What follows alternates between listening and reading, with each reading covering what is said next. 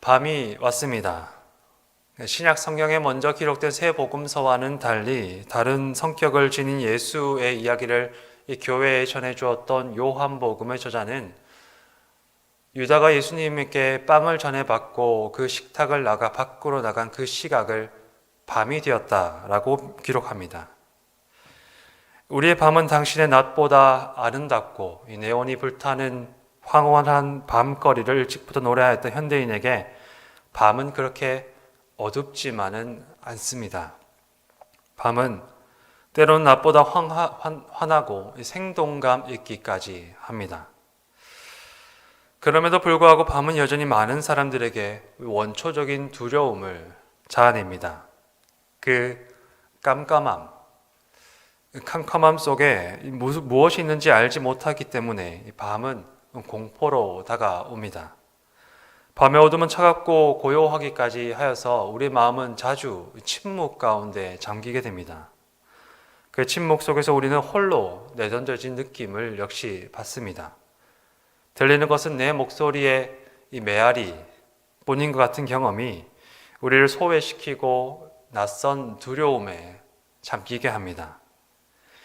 이 밤의 어둠 속에서는 친숙하고 익숙한 손길조차도 낯설게 느껴집니다. 침대에 누워서 손을 잡고 옆자리에 누워 자장가를 불러주어도 쉽게 진정하지 못하는 그 아이의 마음. 그 마음은 모든 사람들이 지나가 보았던 밤의 기억입니다. 그러나 동시에 우리는 밤이기에 꿈을 꿀 수도 있습니다. 문학평론가로 오래 활동하다 2018년에 작고한 황현산 선생이 썼던 이 밤이 선생이다라는 책의 서문에서 그는 이렇게 이야기합니다. 존경받고 사랑받아야 할 내 친구들과 마찬가지로 나도 사람들이 자유롭고 평등하게 사는 세상을 그리워했다. 이 그리움 속에서 나는 나를 길러준 이 강산을 사랑하였다. 도시와 마을을 사랑하였고 밤하늘과 골목길을 사랑하였으며 모든 생명이 어우러져 건강하고 행복하게 사는 꿈을 꾸었다. 1000년 전에도 수만 년 전에도 사람들이 어두운 밤마다 꾸고 있었을 이 꿈을 아직도 우리가 안타깝게 꾸고 있다. 밤이 지나 한시라도 빨리 꿈에서 깨어나기를 바라지만은 여전히 아침은 찾아오지 않고 밤이 계속되기에 그는 꿈을 꿉니다. 그러나 그는 꿈을 꿈으로써 그 밤의 어둠 가운데서도 소망의 등불을 밝힐 수가 있습니다. 예수님께서 제자들의 발을 씻기시고 마지막 말씀과 계명을 남기셨던 이 마지막 식탁의 자리, 이 식탁의 자리를 떠나서 가룟 사람 유다가 나갔던 곳은 밤의 어둠입니다.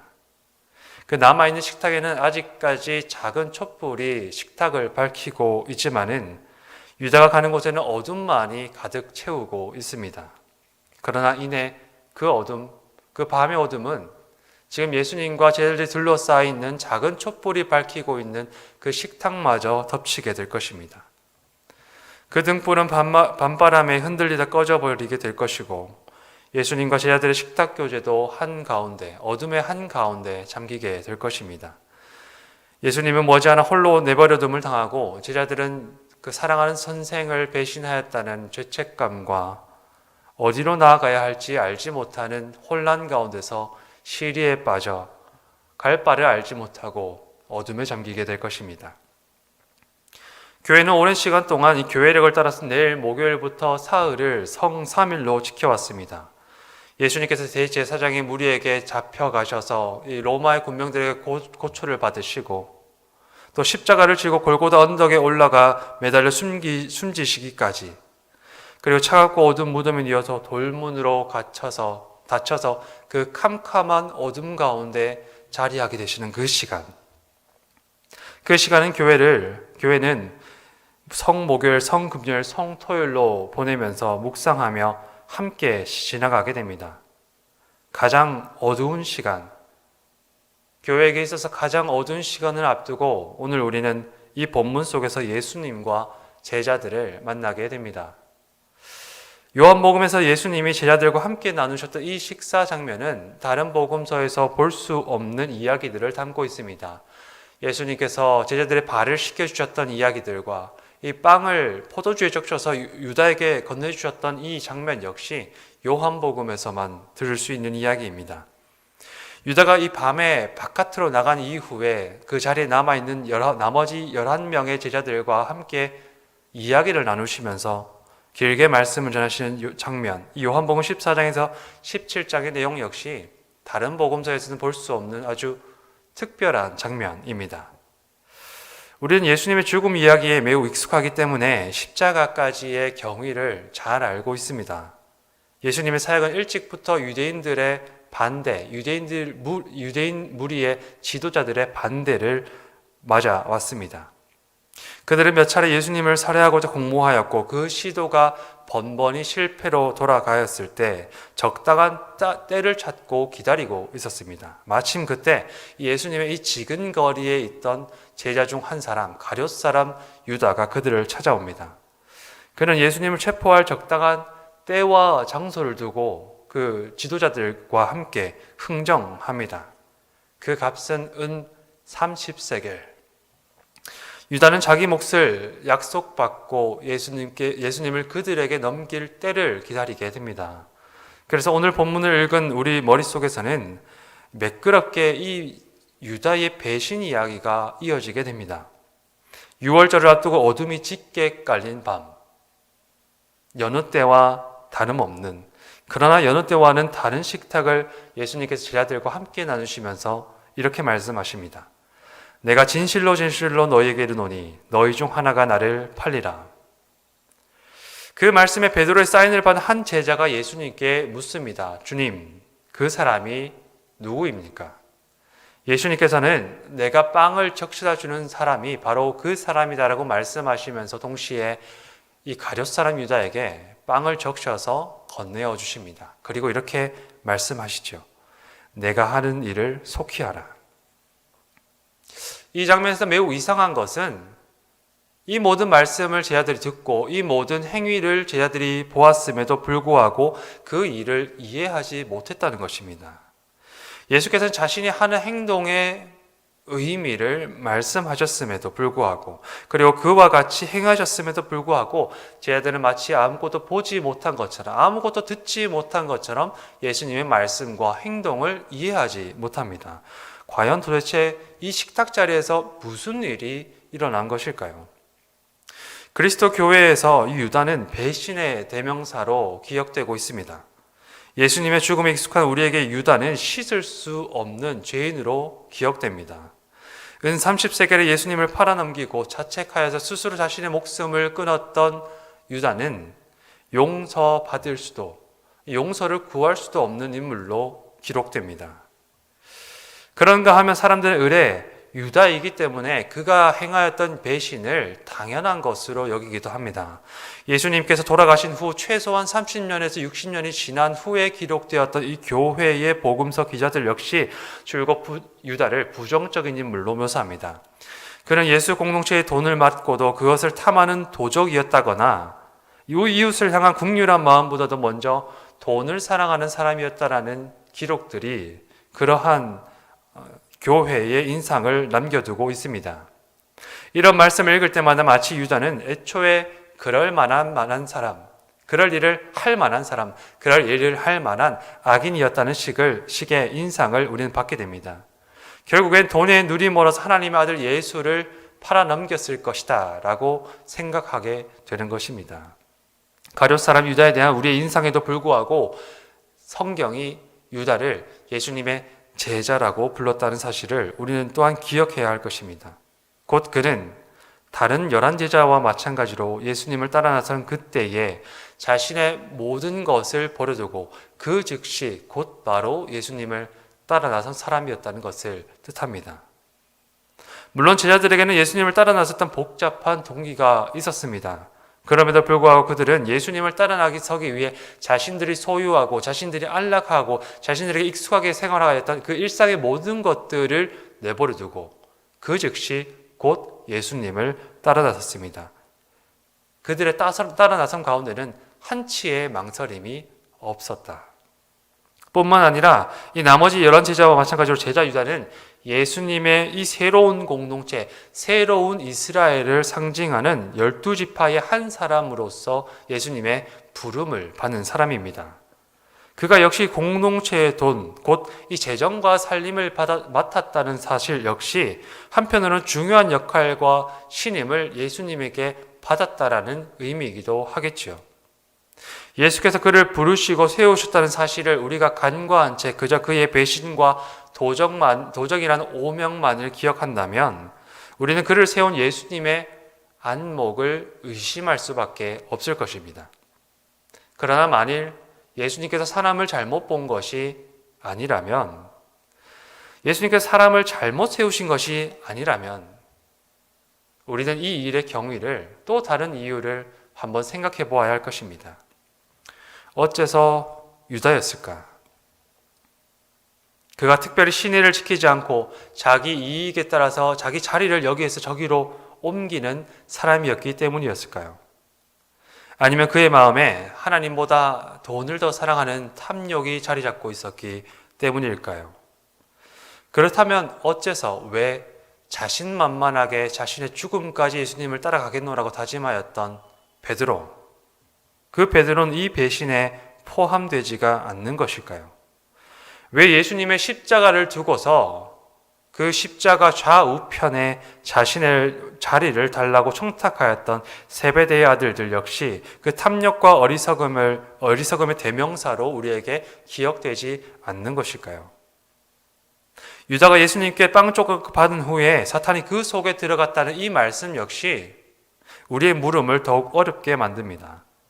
신약 성경은 자주 성도들을 미혹하고 시험하면서 그 악한 일을 행하는 사탄을 예수님의 대적자로 묘사하지만은 동시에 구약성경 전통에서 그는 하나님의 천사들과 마찬가지로 하나님의 피조물, 하나님의 도구로 여겨집니다.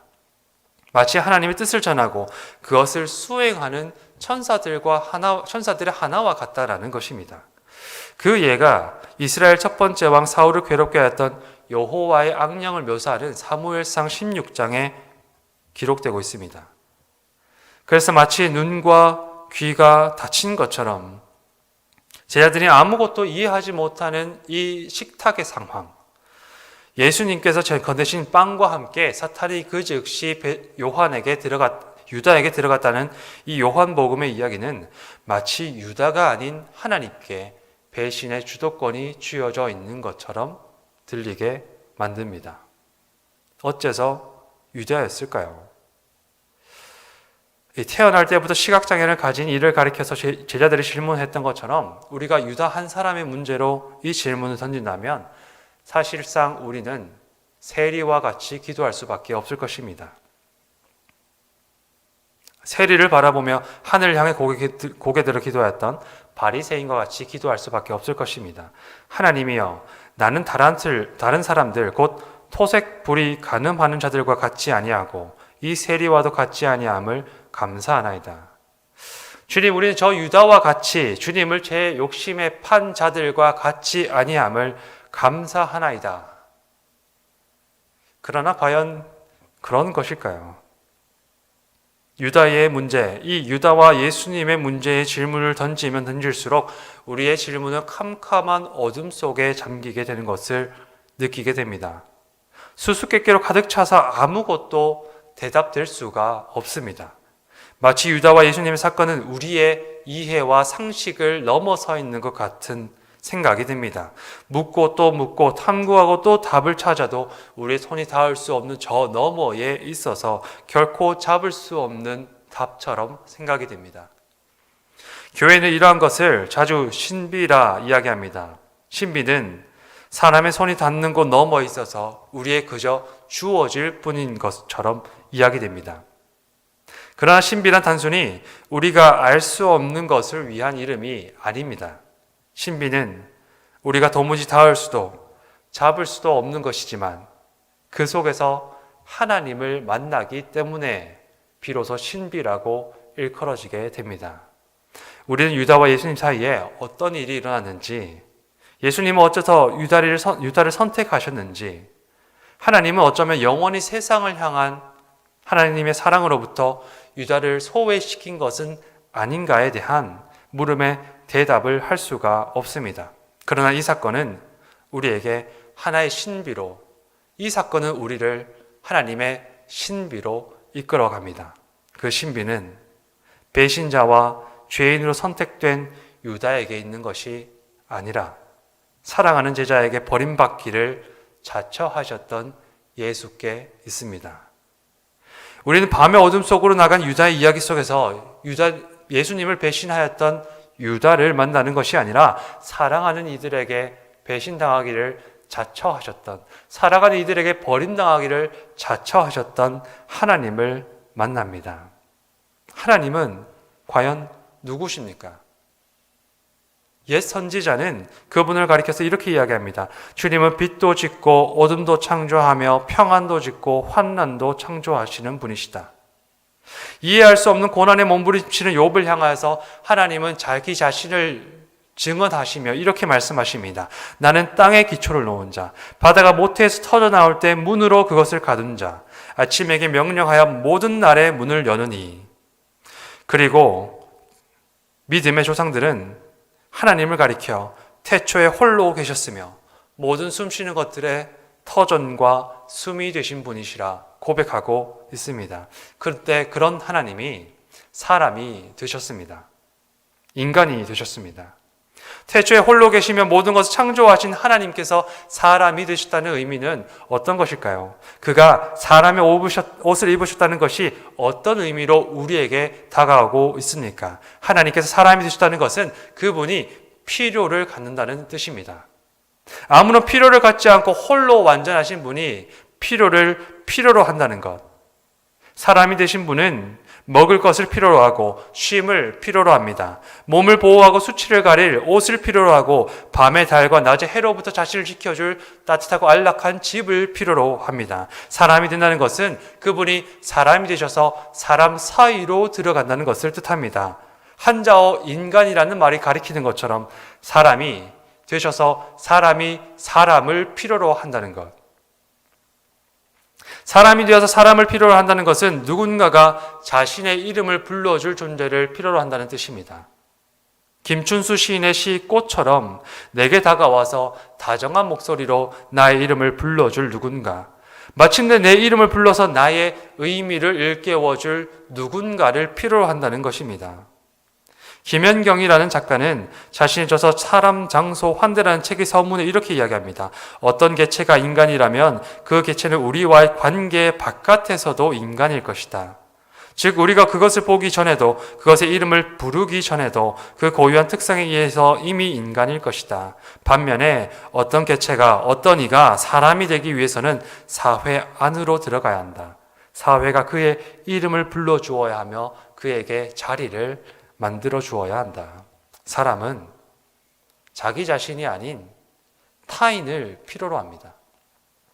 단순히 먹여주고 재워주고 입혀주고 외부의 위협에서 보호해줄 보호자가 아니라 엄마가 필요하고 아빠가 필요하고 형제가 필요하고 자매가 필요합니다. 우리는 그 관계 속에서 누리는 애정과 온기와 사랑이 필요합니다. 그것이 사람을 사람답게 만드는 것이기 때문입니다. 내 이름을 공허한 목소리로 부르는 기계의 의미 아니라 따뜻한 애정을 담아서 불러주는 그 목소리. 나에게 자신의 곁을, 따뜻한 그 곁을 자리로 내어주는 누군가가 필요합니다. 하나님께서 사람을 그렇게 창조하셨기 때문입니다. 하나님의 형상을 닮아서 창조된 인간은 참으로 관계적이고 사랑의 존재입니다. 그것이 우리의 영혼의 양식이 됩니다. 참 사람 예수가 그 필요를 아는 존재가 되셨습니다. 그분은 하나님의 사랑으로 오셔서 사랑하시고 사랑을 받으셨습니다. 많은 관계가 그를 둘러싸 안았습니다. 그가 가장 사랑하고 신뢰하며 공생애를 함께했던 제자들에게는 모자람도 분명히 있었지만 그들 역시 예수님을 비로소 참 사람으로 만드는 누군가였습니다. 그리고 예수께서는 바로 그 지점에서 사람이 가장 처할 수 있는 가장 비참한 형편에 처하게 됩니다. 가장 비극적인 어둠, 그의 모든 관계가 끊어지고 사랑하는 모든 이들로부터 받았던 외면. 예수는 유다에게서 배신을 당한 것이 아닙니다. 그가 사랑하였던 모든 이들로부터 버림을 당하고 그 모든 관계로부터 끊어져 홀로 내던져짐을 당한 것입니다. 우리는 배신과 거절의 아픔을 잘 알고 있습니다. 그것은 우리에게 마치 죽음의 그림자처럼 다가옵니다. 우리의 영혼을 메마르게 하고 우리 자신의 의미를 의심하게 만듭니다. 때때로 우리의 영혼이 버림받은 것처럼 느끼게 만드는 하나님의 침묵과 부재를 우리는 도무지 견딜 수 없습니다. 그런데 실제로 그 일을 당하신 이가 계십니다. 바로 예수 그리스도. 그렇게 하실 필요가 없으셨던 하나님, 홀로 완전하신 하나님, 타자를 필요로 하지 않으시는 그분께서 자처하여 버림받으시고 거절당하시고 소외를 겪으십니다. 그분은 그렇게 철저하게 버림받아 세상에 홀로 내던져진 존재가 되십니다. 왜 그러셔야 했을까요? 하나님께 속죄 제물이 필요했더라면 사랑하는 이들로부터의 버림받음과 배신이 없이 곧장 십자가로 나아가실 수 있었을 것입니다. 우리는 세상으로부터 버림을 받고 아무것도 보이지 않는 캄캄한 밤중에 갇힌 예수를 이해할 수가 없습니다. 그런 예수를 가리켜서 요한복음은 이렇게 이야기합니다. 그가 세상을 사랑하셨기 때문에.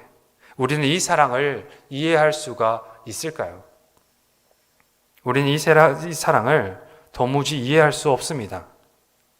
사랑하는 모든 이들로부터 거절당하시고 버림받으시고 배신당하시고 홀로 인간으로서 가장 두렵고 떨리는 경험에 스스로를 내던지신 이 사랑을 이해할 수가 없습니다. 그러나 우리는 그것을 믿습니다.